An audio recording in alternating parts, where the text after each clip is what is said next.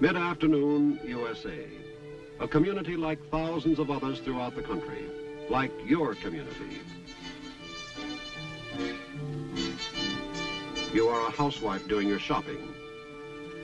Or a little girl out walking the dog.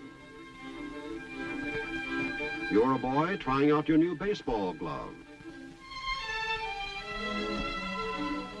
You're a construction worker with a day off, catching up on some chores around the house.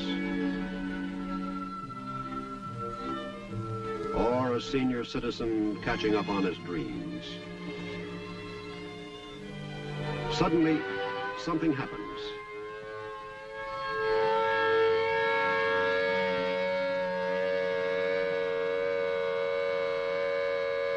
Something that halts the normal routine of your day. Your nation has become the target of a nuclear attack. To prevent you from being a casualty, you must stop what you are doing and be prepared to take cover, most likely in a public shelter. What will you do there? How will you react?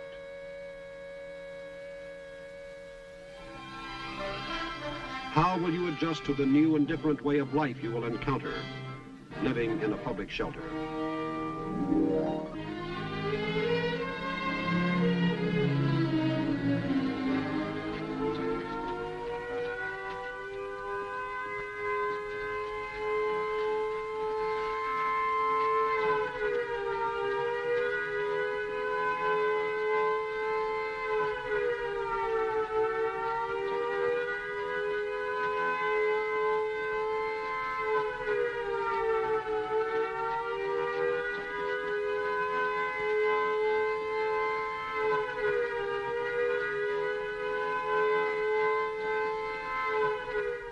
In our projected situation, a nuclear detonation has taken place several hundred miles from this community. Dangerous radioactive fallout is being carried downwind toward the area.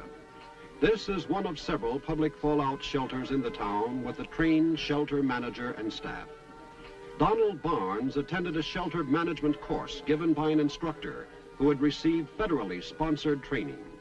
Barnes knows the importance of prompt organization within the shelter for the welfare of the occupants.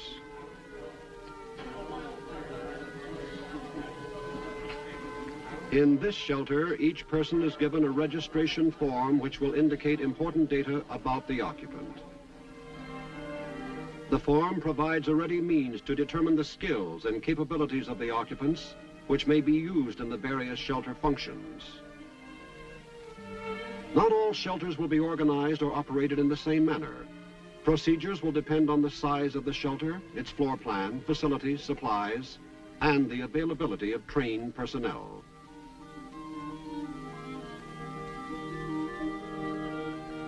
Where the number of occupants is large enough, a supervisor for each shelter function may be needed. Members of the community who have prepared themselves with training in civil defense adult education courses, or in such areas as disaster aid or medical self-help, can provide valuable guidance in the shelter situation. Housewife Lenore Payton has listed on her registration form that she had taken a Red Cross home nursing course. In the absence of professional medical personnel, Manager Barnes assigns her the job of nurse. A section has been set aside as a first aid area. Mrs. Payton will check the medical supplies and arrange facilities for care of the sick and injured.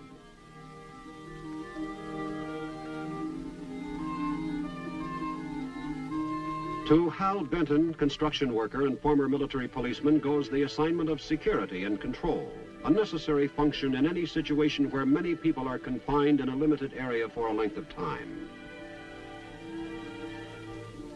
Seeking solace in this time of trial, office worker Bert Gaines finds in himself a native ability to comfort others, to bring them spiritual guidance and hope. The alert shelter manager is always on the watch for the emergent leader who can help to ease the burden of shelter living.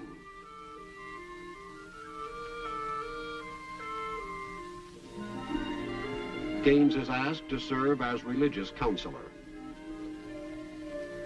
Carrie Wilkins, cashier at a supermarket, is put in charge of vital food and water supplies.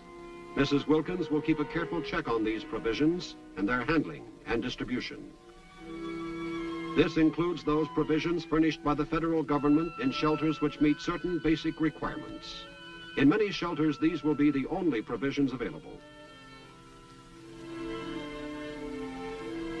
Other assignments are made to complete the supervision of key shelter functions. The first meal in the shelter.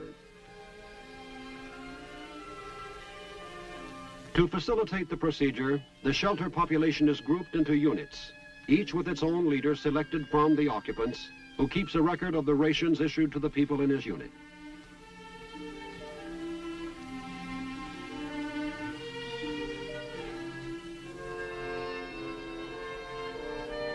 Water is stored on the basis of 3.5 gallons per person in the shelter.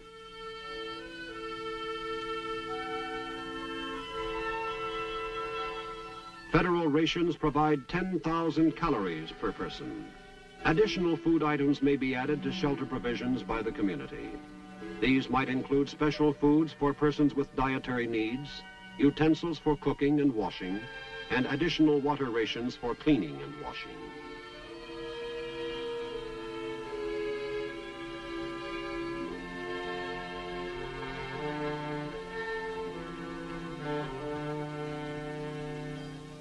We're going to be in this shelter for an undetermined length of time.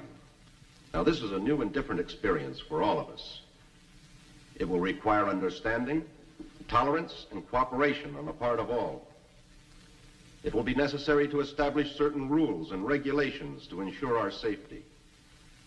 As your shelter manager, I urge you to observe them. Now, procedures have been set up for efficient shelter functions, and I would like to explain these to you. Number 1, medical facilities. Early orientation of the occupants is vital, so that they will have some idea of what lies ahead. In his responsibility as shelter manager, Barnes' legal status and authority must be made clear to the occupants.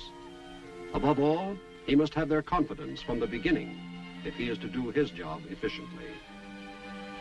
He discusses with them the shelter staff and organization, the facilities available, operating procedures, the daily schedule. He emphasizes their dependence on one another in the shelter situation and the need for a helping hand. Questions are asked and answered as frankly as possible. No attempt is made to hide the seriousness of the situation, but the shelter manager uses his own discretion in seeing that the occupants are not needlessly upset. Health of the occupants is a major consideration. Anyone with a special medical condition is asked to notify the appointed nurse, who collects medications and keeps them in a central place. Sickness in the shelter can present a very serious problem, and preventive measures against illness are taken wherever possible. People in a stress situation often find comfort in religion. The religious counselor sees that everyone who seeks the consolation of his faith is given the opportunity for counsel, meditation, or prayer.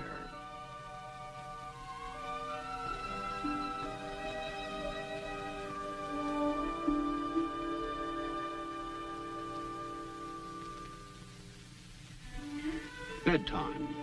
Planning by the community has provided enough cots for most of this shelter population. Not furnished by the federal government, cots and other comfort items are the responsibility of each community. Martin Crelo, operator of a hardware store, knows something about inventories and schedules and has been put in charge of sleeping arrangements. He prepares a sleeping schedule which will allow everyone in each group a chance to get some rest. The shelter is secured for the night. An ideal time for a smoke.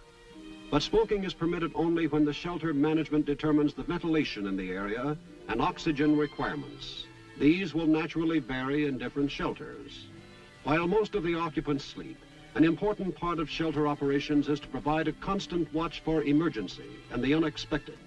A night watch ensures continuous and safe operation.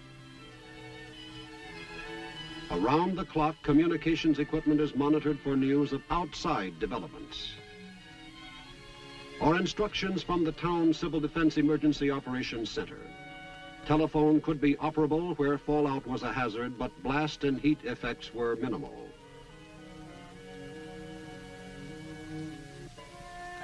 A change of shift and time for radiological survey, one of the most important shelter activities which goes on night and day.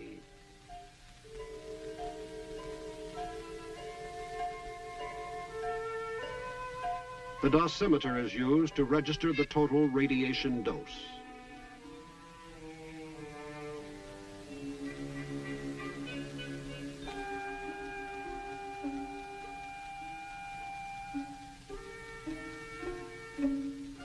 A trained specialist, the radiological monitor keeps track of radiation levels within the shelter so that a complete record of the dose and dose rate is available.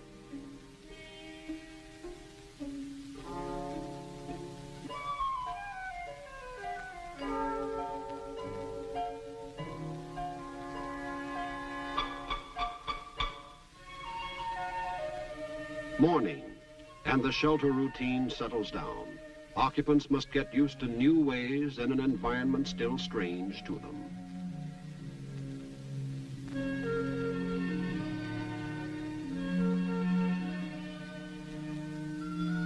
Chemical sanitation facilities.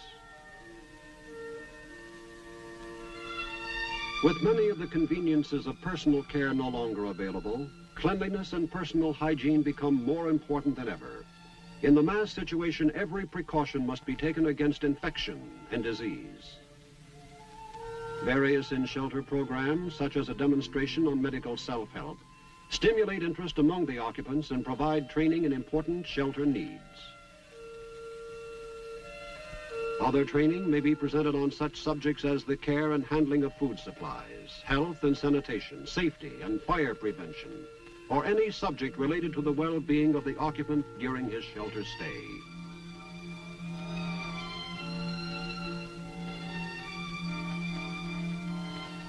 We've received the following message from the mayor of our town.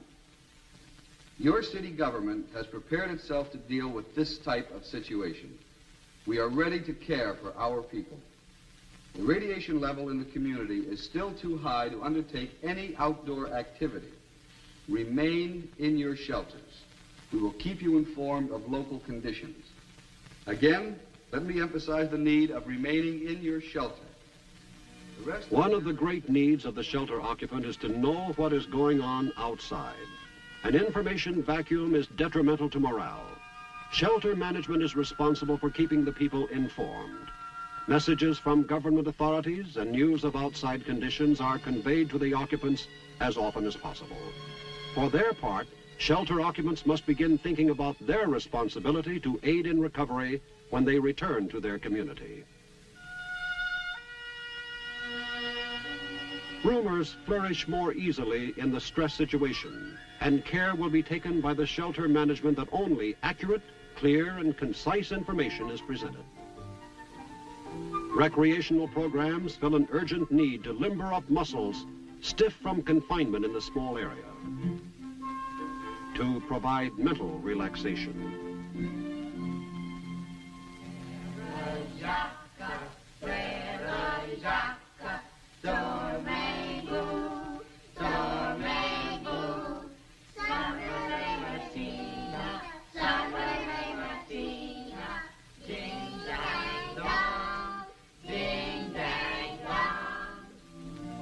For some people, adjustment will be more difficult than for others.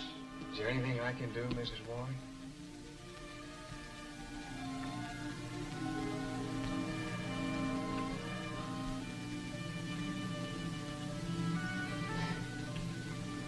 It's the not knowing that makes it so hard.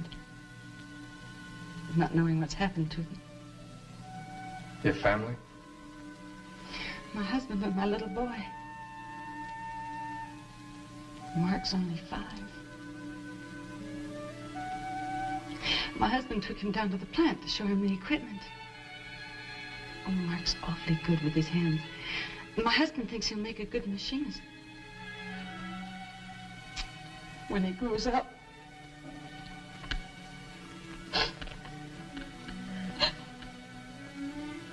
Mrs. Warren, the latest list of the people in other shelters has just arrived. I've checked them all. This one just came in. I'll take a look and see if they're on it.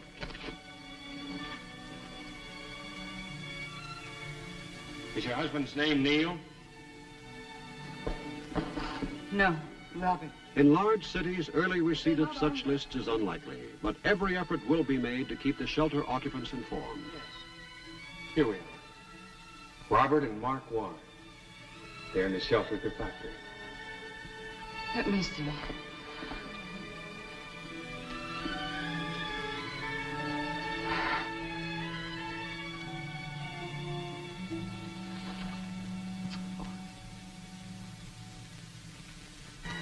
Reactions to stress are as varied as human personality itself. What are we doing in here anyway? We'd be just as well off taking our chances on the outside. You're lucky we have people here who know how to handle things. We've got a lot of people in this place to look after. Why don't you pull yourself together? Help us calm some of these other folks.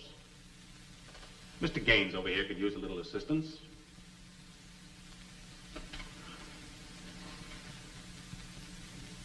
I just put the geraniums in last spring. They've done fine. The soil is real good. I've been building it up for years with compost. My wife used to say, even tin cans could grow in that soil, the way I took care of it. What's going to happen to it now? Don't know what I would do without my garden. It's all I have. It's the government's fault. They got us into this. We pay taxes, and we have a right to expect them to prevent this sort of thing from happening. I know how you feel, but remember, we're the government. You and I and all the rest. And we didn't start this war, the enemy did. But we did provide shelters for our safety, just like this one. And with your help and that of all the rest, we'll make out all right. Resentment, anger, anxiety, grief. These are a few of the psychological responses that may result from the shelter situation. There may even be overt antisocial behavior which might jeopardize the safety of the other occupants. Necessary measures to maintain order and security will be taken by the shelter management. Some shelters have a forced ventilation system. It may be inoperative during some portions of the shelter stay. In this situation, discomfort of the occupant increases. Human tolerance to temperature rises in confined areas, has limitations, and dangerous levels can be reached.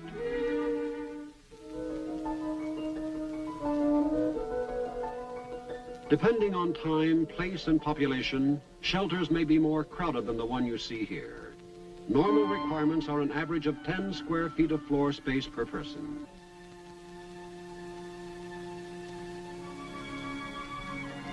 Almost 2 weeks have passed. There has been some illness. Some of the occupants have developed headaches, but their ordeal is nearly over.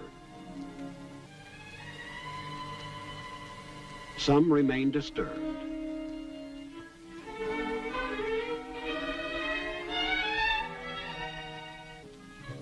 Others have accepted the situation. Occupants are thrown back on their individual resources to pass the time. There's a little white duck swimming in the water, a little white duck, and she knew she had a daughter. She swam out to the lily pad, so Mr. Frog, and he looked so sad. Oh. One question is foremost in their minds. How long will they have to remain in the shelter? The answer depends on several factors, primarily on the radiological situation in the area outside. The most important thing for the occupants to remember is, the longer the shelter wait, the less danger because fallout decays with time. The Emergency Operations Center authorities will decide when people should leave the shelter. It is a vital decision, and it is made only after the fullest possible information about the local situation has been obtained.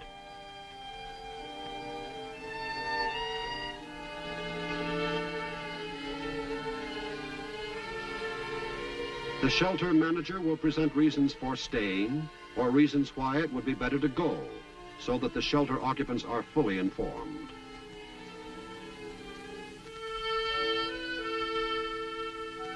Periodic reports have confirmed that the radioactivity has been decaying steadily. Now it appears it will be reasonably safe to permit departure from the shelter for short periods of time.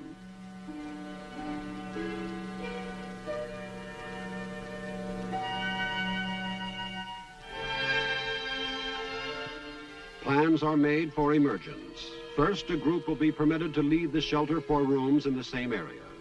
Later, work details will be sent out to help restore normal community functions. Finally, there will be permanent emergence.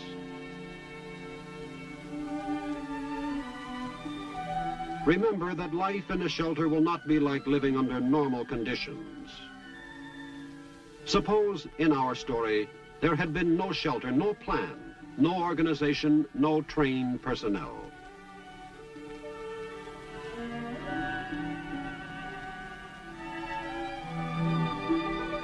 Suppose no one was there who understood the nature of the problems the shelter occupants faced. Suppose no one had known when or if ever there would be hope of returning to a life previously known. In the perilous world of this nuclear age, shelter is protection. Community shelter planning will result in the best use of our shelter facilities. Should the siren sound, would your community be ready with the kind of shelter preparation you have just seen? Would you be better prepared? Or would you not be prepared at all? Shelter living will be what you, the community, make it, what you have provided for. That our normal, everyday way of life may not be suspended, this is our wish and our hope. But housewife, children, working man, the aged. In our own interest, all of us should have some idea of what to expect if our survival should ever depend on living in a public shelter.